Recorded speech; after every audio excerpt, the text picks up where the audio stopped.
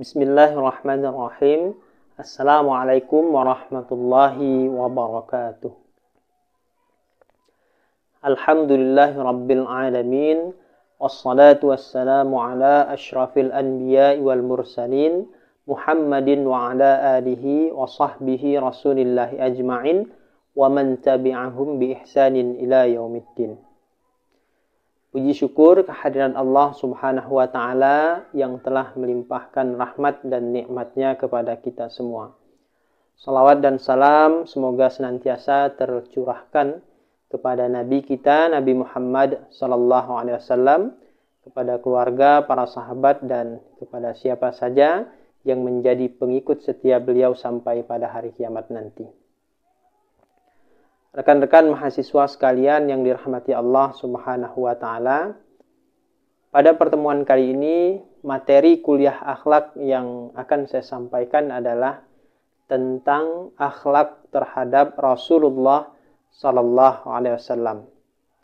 Nah, sebelum kita masuk kepada pembahasannya, terlebih dahulu marilah sama-sama kita awali perkuliahan pada hari ini dengan membaca basmalah. Bismillahirrahmanirrahim. Rekan-rekan mahasiswa sekalian yang dirahmati Allah subhanahu wa ta'ala, kita lanjutkan materi perkuliahan akhlak pada hari ini, yaitu tentang akhlak terhadap Rasulullah sallallahu alaihi wasallam. Nah, kalau kita berbicara tentang Nabi Muhammad sallallahu alaihi wasallam, maka yang terlintas di benak kita ialah keindahan, ya, betapa indahnya dan betapa agungnya akhlak beliau, ya. Bahkan sejak sebelum menjadi nabi pun beliau itu sudah dijuluki oleh masyarakat Mekah dengan julukan Al-Amin. Nah, Al-Amin itu orang yang dapat dipercaya. Nah, kita bisa lihat misalnya pada peristiwa peletakan Hajar Aswad. Nah, Nabilah orang yang dipercayai untuk meletakkannya. Ya, karena dulu pernah terjadi peristiwa, yaitu ketika Ka'bah itu direnovasi. Nah, setelah renovasi hampir selesai dan pada saatnya akan diletakkan Hajar Aswad, ya, yang disucikan, ditempatkan pada tempatnya yang semula. Nah, disinilah kemudian masalahnya muncul. Ya, timbul perdebatan dan perselisihan di kalangan Quraisy tentang siapa yang seharusnya mendapat kehormatan meletakkan Hajar Aswad tersebut di tempatnya. Nah, jadi perdebatan itu ya hampir membuat mereka perang saudara. Nah, tapi perang itu tidak sampai terjadi, ya, karena ada salah satu orang yang tertua di antara mereka, yakni Abu Umayyah bin Al-Mughirah dari Bani Makhzum. Nah, ini orang yang mereka hormati dan mereka patuhi.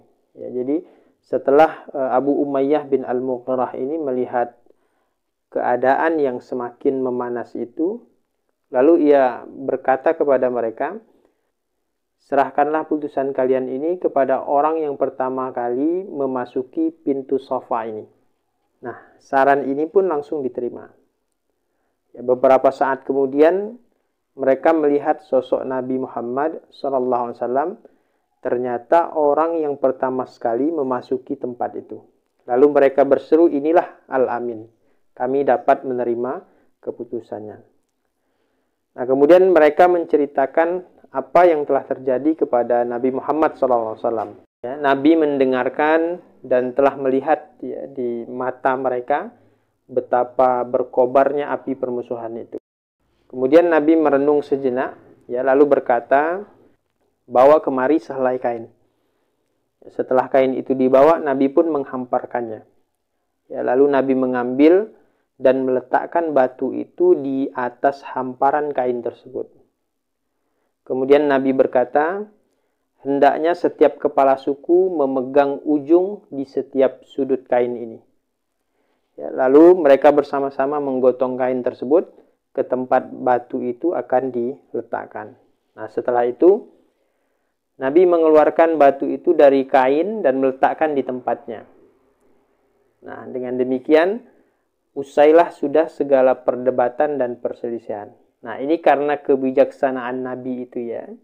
Karena kebijaksanaan Nabi, maka perang pun pada akhirnya dapat terhindarkan. Nah, kalau kita lihat dalam catatan sejarah ya, para sejarawan mengungkapkan bahwa pada saat peristiwa itu terjadi, Nabi itu baru berumur 35 tahun.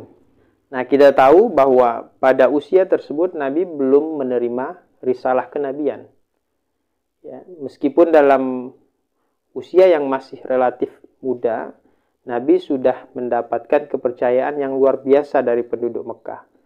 Bahkan merekalah yang menyemat gelar Al-Amin itu kepada Nabi ya, orang yang jujur, amanah dan dapat dipercaya. Nah, kebijaksanaan Nabi dalam peristiwa peletakan Hajar Aswad itu menunjukkan bahwa betapa tingginya kedudukan beliau di mata penduduk Mekah. Ya, betapa besarnya penghargaan mereka kepada beliau sebagai orang yang berjiwa besar, yang sangat dihormati. Ya, padahal usia Nabi pada saat itu masih tergolong muda untuk menyelesaikan suatu perkara-perkara yang besar. Nah, inilah diantara contoh betapa keagungan akhlak Nabi Muhammad SAW. Rekan-rekan mahasiswa sekalian yang dirahmati Allah Subhanahu wa taala, Nabi Muhammad SAW memiliki jasa yang besar ya bagi perkembangan dan eksistensi Islam di muka bumi hingga abad ini. Nah, salah satu jasa besar beliau yaitu melenyapkan kekerdilan dan kehinaan tabiat masyarakat jahiliyah dulu. Lalu beliau menanamkan dalam jiwa mereka nilai-nilai keutamaan, ya, nilai-nilai kemuliaan, budi pekerti dan akhlak yang mulia. Nah, itulah diantara misi pokok risalah Islam. Ya, sebagaimana juga Nabi pernah mengatakan, innama bu'ithtu liutammima makarimal akhlak. Sesungguhnya aku diutus untuk menyempurnakan akhlak yang mulia. Nah, dalam Al-Quran juga ya disebutkan bahwa Nabi itu benar-benar memiliki akhlak yang agung. Ya, sebagaimana Al-Quran menyatakan, wa innaka la'ala khuluqin azim. Dan sesungguhnya engkau benar-benar berbudi pekerti yang agung. Quran surah Al-Qalam ayat keempat. Di samping itu kita juga bisa melihat ya, bagaimana komentar atau tanggapan dari tokoh-tokoh besar misalnya tentang keagungan dan kemuliaan akhlak Nabi Muhammad SAW ini. Misalnya Dr. Aid Abdullah Al-Qarni mengatakan, kesuksesan luar biasa besar yang ditorehkan oleh Rasulullah SAW itu tidak terlepas dari kisah sukses beliau dalam memerankan diri sebagai sosok manusia yang berakhlak mulia. Akhlak inilah yang mengawali tugas-tugas mulia yang dibebankan Tuhan kepadanya.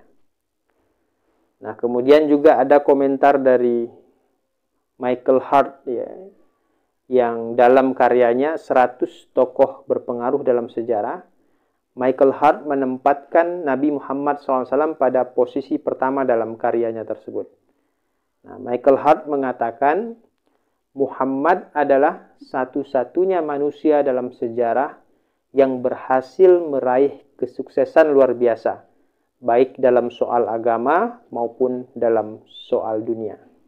Nah, tokoh lain lagi mengatakan, yakni dari Annie Besant, ya, seorang teosof Inggris, juga mengatakan bahwa setiap kali saya membaca ulang tentang Muhammad, saya sendiri merasakan kekaguman yang baru, menimbulkan rasa hormat yang baru kepada guru bangsa Arab yang agung itu.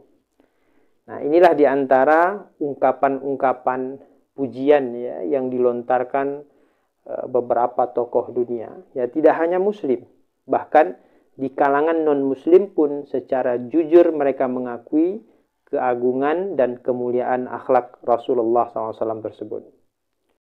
rekan-rekan mahasiswa sekalian yang dirahmati Allah Subhanahu wa taala, sebagai muslim ya, dan sebagai umat Nabi Muhammad SAW, bagaimana seharusnya kita berakhlak kepada beliau.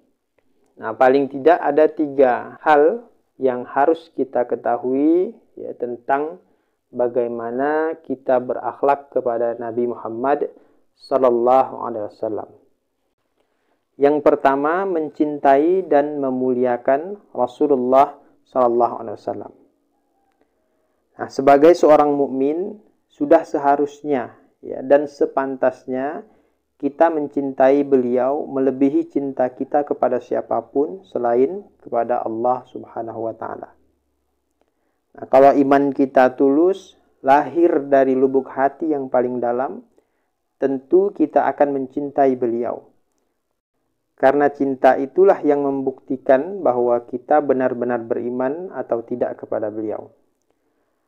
Rasulullah SAW mengatakan, La yu'minu ahadukum hatta akuna ahabba ilaihi min nafsihi wa waladihi wan nasi ajma'in. Tidak beriman salah seorang di antara kalian sebelum aku lebih dicintainya daripada dirinya sendiri, orang tuanya, anaknya, dan semua manusia. Hadis riwayat Bukhari, Muslim, dan Nasai.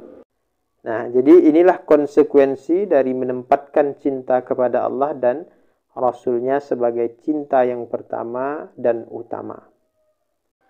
Dalam mencintai Rasulullah SAW, kita bisa melihat bagaimana potret para sahabat dalam mencintai beliau. Ya.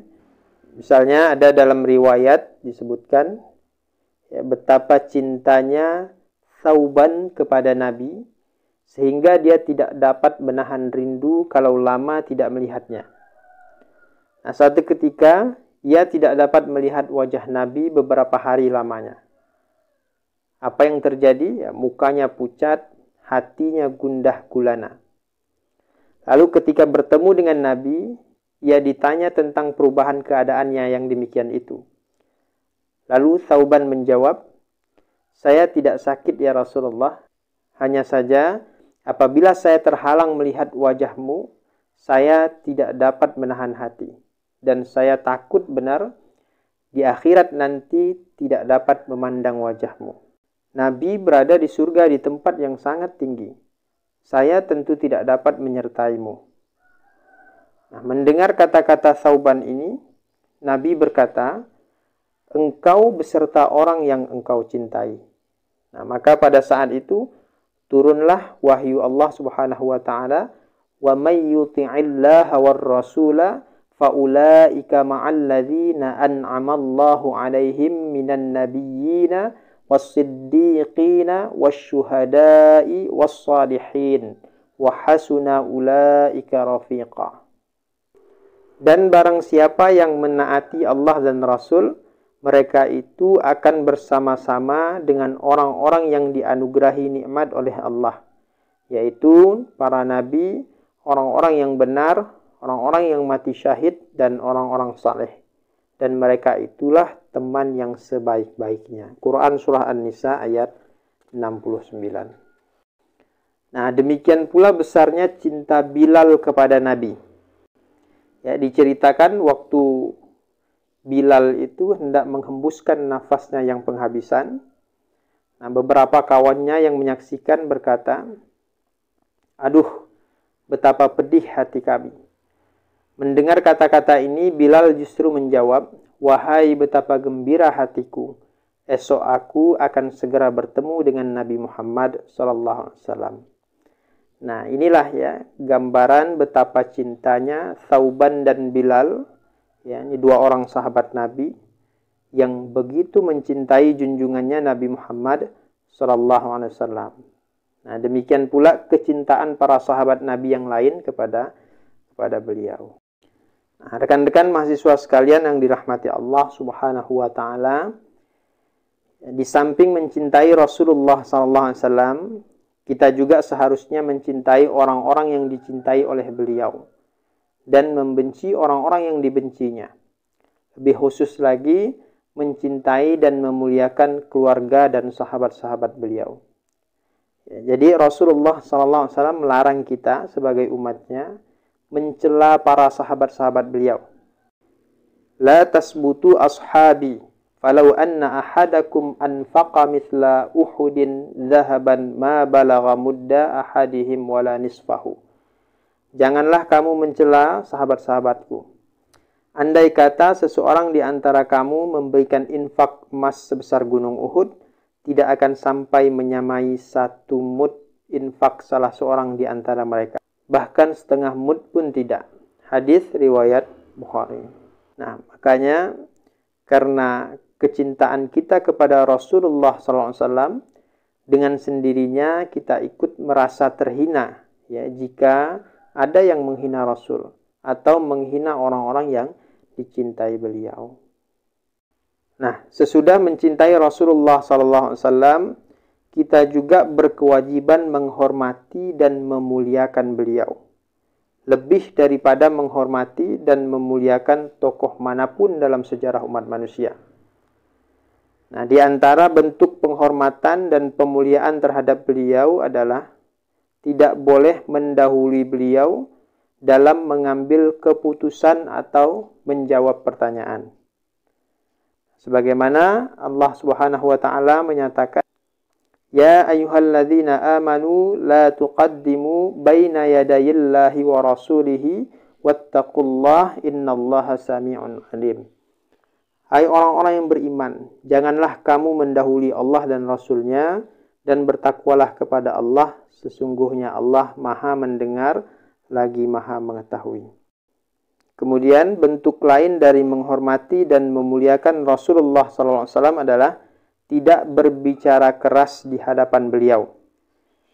Allah Subhanahu wa taala menyatakan, "Ya ayyuhalladzina amanu la tarfa'u aswatakum fawqa sautin nabiyyi wa la tajharu lahu bil qawli kajahri ba'dikum li ba'din an tahbata a'malukum wa antum la tash'urun." Wahai orang-orang yang beriman, janganlah kamu meninggikan suaramu lebih dari suara Nabi, dan janganlah kamu berkata kepadanya dengan suara keras sebagaimana kerasnya suara sebagian kamu terhadap sebagian yang lain, supaya tidak terhapus pahala amalanmu sedangkan kamu tidak menyadari. Quran Surah Al-Hujurat ayat kedua. Nah, pertanyaannya, apakah larangan berbicara keras di hadapan Rasulullah SAW dalam ayat itu tetap relevan setelah Rasulullah SAW meninggal dunia? Nah, sikap penghormatan terhadap Rasulullah SAW dalam berbicara, seperti yang dijelaskan di atas, dapat kita teruskan setelah beliau wafat, dengan tidak mengeraskan suara di hadapan para pewaris Nabi. Ya, dalam hal ini para ulama ya. Jadi kalau berhadapan dengan para ulama, maka kendalikan suara kita ya. Jangan sampai meninggikan suara di hadapan para ulama. Nah, kemudian di dalam majelis yang sedang dibacakan atau diajarkan warisan Nabi, yakni Al-Quran dan Sunnah. Nah, ini juga perlu kita kendalikan suara kita, jangan sampai meninggikan suara. Dan juga di Masjid Nabawi, dan lebih khusus lagi di kuburan Nabi. Nah, inilah diantaranya yang bisa kita lakukan ya, sebagai bentuk atau sebagai wujud penghormatan dan pemuliaan kita kepada Nabi Muhammad SAW. Rekan-rekan mahasiswa sekalian yang dirahmati Allah Subhanahu wa taala. Kemudian yang kedua, akhlak kita terhadap Rasulullah SAW ialah mengikuti dan menaati Rasulullah SAW. Mengikuti Rasulullah SAW adalah salah satu bukti kecintaan kita sebagai hamba terhadap Allah Subhanahu wa taala. Sebagaimana Allah Subhanahu wa taala berfirman, "Qul in kuntum tuhibbunallaha fattabi'uni yuhibbukumullahu wa yaghfir lakum dzunubakum wallahu ghafurur rahim." Katakanlah, jika kamu benar-benar mencintai Allah, ikutilah aku. Niscaya Allah mengasihi dan mengampuni dosa-dosamu. Allah Maha Pengampun lagi Maha Penyayang. Quran Surah Al-Imran ayat 31. Nah, Rasulullah SAW sebagaimana rasul-rasul yang lain diutus oleh Allah Subhanahu wa taala untuk diikuti dan dipatuhi. Sebagaimana Allah menyatakan, "Wa ma arsalna mir rasulin illa liyuta'a biiznillah." Dan kami tidak mengutus seorang rasul melainkan untuk ditaati dengan seizin Allah. Quran Surah An-Nisa ayat 64. Nah, apa saja yang datang dari Rasulullah SAW harus kita terima. Ya, apa yang beliau perintahkan, ya kita ikuti, dan apa yang beliau larang, maka kita berupaya untuk meninggalkannya. Sebagaimana Allah menyatakan dalam firman-Nya, "Wa ma atakumur rasulu fakhudhuhu wa ma nahakum anhu fantahu. Wattaqullaha innallaha syadidul iqab." Apa yang diberikan Rasul kepadamu, maka terimalah dia. Dan apa yang dilarangnya bagimu, maka tinggalkanlah. Dan bertakwalah kepada Allah, sesungguhnya Allah sangat keras hukumannya. Quran Surah Al-Hasyr ayat ke-7. Ketaatan kepada Rasulullah SAW bersifat mutlak. Ya, karena taat kepada beliau merupakan bagian dari ketaatan kita kepada Allah Subhanahu wa taala. Nah, Allah menegaskan dalam firman-Nya, "May yuti'ir rasula faqad ata'a Allah, wa man tawalla fama arsalnaka 'alaihim hafizha." Barang siapa yang menaati Rasul itu, sesungguhnya ia telah menaati Allah. Dan barang siapa yang berpaling dari ketaatan itu, maka kami tidak mengutusmu untuk menjadi pemelihara bagi mereka. Quran Surah An-Nisa ayat 80. Nah, dalam ayat yang lain juga Allah menyatakan, "Ya ayyuhalladzina amanu athi'ullaha wa athi'ur rasula wa ulil amri minkum. Fa in tanaza'tum fi syai'in farudduhu ilallahi war rasuli in kuntum tu'minuna billahi wal yawmil akhir. Dzalika khairun wa ahsanu ta'wila." Wahai orang-orang yang beriman, taatilah Allah dan taatilah Rasul-Nya dan ulil amri di antara kamu. Kemudian jika kamu berlainan pendapat tentang sesuatu, maka kembalikanlah ia kepada Allah, Al-Quran, dan Rasul sunnahnya. Jika kamu benar-benar beriman kepada Allah dan hari kemudian, yang demikian itu lebih utama bagimu dan lebih baik akibatnya. Quran Surah An-Nisa ayat 59. Nah, inilah di antara ayat-ayat Al-Quran yang menganjurkan supaya kita mentaati Allah dan mentaati Rasulullah SAW. Nah, kemudian akhlak terhadap Rasulullah SAW yang ketiga ialah mengucapkan salawat dan salam. Nah, Allah Subhanahu wa taala memerintahkan kepada kita, orang-orang yang beriman, senantiasa untuk mengucapkan salawat dan salam bagi Nabi Muhammad SAW. Dalam firman-Nya Allah menyatakan, "Innallaha wa malaikatahu yusalluna 'alan nabi, ya ayyuhalladzina amanu sallu 'alaihi wa sallimu taslima." Sesungguhnya Allah dan malaikat-malaikatnya bersalawat untuk Nabi. Hai orang-orang yang beriman, bersalawatlah kamu untuk Nabi dan ucapkanlah salam penghormatan kepadanya. Quran Surah Al-Ahzab ayat 56. Nah, perintah untuk bersalawat dan salam kepada Nabi Muhammad SAW dalam ayat itu diawali oleh Allah Subhanahu wa taala dengan pernyataan bahwa Allah dan para malaikatnya bersalawat kepada beliau. Hal itu di samping menunjukkan betapa mulia dan terhormatnya kedudukan Nabi Muhammad SAW di sisi Allah Subhanahu wa taala, juga menunjukkan betapa pentingnya perintah bersalawat dan salam itu kita lakukan. Ya, bahkan untuk memastikan bahwa setiap orang yang beriman akan mengucapkannya. Salawat dan salam itu dijadikan sebagai salah satu bacaan dalam salat. Nah, meskipun Allah Subhanahu wa Ta'ala dan para malaikat bersolawat kepada Nabi, tetapi pengertian salawat masing-masing tentu berbeda dengan salawatnya orang-orang yang beriman. Ya, salawat dari Allah Subhanahu wa Ta'ala untuk Nabi itu artinya rahmat dan keridhaan. Ya, kemudian dari malaikat artinya permohonan ampun dan doa. Sedangkan dari orang-orang yang beriman berarti penghormatan dan doa supaya Allah Subhanahu wa Ta'ala menambah kemuliaan dan kehormatan bagi beliau. Allah perintahkan kepada orang-orang yang beriman untuk selalu bersolawat dan memberikan ucapan salam kepada Nabi, bukanlah karena Nabi membutuhkannya. Sebab tanpa doa dari siapapun, beliau sudah pasti akan selamat dan mendapatkan tempat yang paling mulia dan paling terhormat di sisi Allah Subhanahu wa Ta'ala. Ucapan salawat dan salam dari kita, orang-orang yang beriman, ya, di samping sebagai bukti penghormatan kepada beliau, juga untuk kebaikan diri kita sendiri.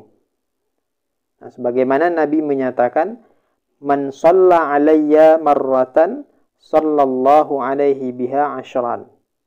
Barang siapa yang bersolawat kepadaku satu kali, maka dengan solawatnya itu Allah akan bersolawat kepadanya 10 kali. Hadis riwayat Ahmad. Ya, Nabi Muhammad SAW sangat menghargai setiap orang yang bersolawat kepada beliau. Dalam sebuah hadis, Nabi menyatakan, "Inna awlan nasi biyaumil qiyamati aktsaruhum alayya salatan." Sesungguhnya orang yang paling utama kepadaku nanti pada hari kiamat ialah siapa yang paling banyak bersolawat kepadaku. Hadis riwayat At-Tirmidzi. Nah, sebaliknya, Nabi menyatakan bahwa orang yang tidak bersolawat, ya, ketika mendengar nama beliau disebut adalah orang yang bakhil. Al-bakhilu man dzukirtu indahu falam yusalli alayya. Yang benar-benar orang bakhil ialah orang yang disebut namaku di hadapannya, ia tidak mengucapkan salawat kepadaku. Hadis riwayat At-Tirmidzi dan Ahmad. Nah, inilah di antara redaksi-redaksi hadis yang menunjukkan keutamaan dari bersolawat kepada baginda Nabi Muhammad SAW. Nah, selain membaca solawat dalam ibadah solat, kita juga dianjurkan sebanyak mungkin, ya, mengucapkan solawat dan salam kepada Nabi SAW dalam berbagai kesempatan, ya, terutama sekali ketika mendengar nama beliau disebut, ya, baik itu dalam pidato, ceramah, dalam diskusi atau dalam pembicaraan kita sehari-hari. Inilah, ya, di antara wujud dari iman, cinta dan hormat kita kepada Nabi Muhammad SAW, dan juga sebagai bentuk terima kasih kita atas jasa-jasa beliau yang tidak ada tandingannya untuk umat manusia. Lebih khusus lagi untuk orang-orang yang beriman. Tentu tidak sepantasnya kita berhemat-hemat mengucapkan solawat dan salam kepada beliau, apalagi sampai jatuh ke tingkat bakhil, sebagaimana yang dinyatakan dalam hadis tadi, ya. Ya, jadi tidak ada ruginya kita memperbanyak solawat dalam kehidupan kita sehari-hari. Karena solawat itu mengandung banyak manfaat dan kebaikan bagi diri kita sendiri. Rekan-rekan mahasiswa sekalian yang dirahmati Allah Subhanahu wa Ta'ala, demikianlah materi yang dapat saya sampaikan tentang akhlak kepada Rasulullah sallallahu alaihi wasallam. Mudah-mudahan dengan materi yang sedikit ini dapat mendorong kita untuk lebih mencintai, meneladani dan memperbanyak salawat dan salam kepada baginda Nabi Muhammad SAW dalam kehidupan kita sehari-hari. Semoga bermanfaat. Lebih dan kurangnya saya mohon maaf. billahi fi sabilil haq fastabiqul khairat. Wassalamualaikum warahmatullahi wabarakatuh.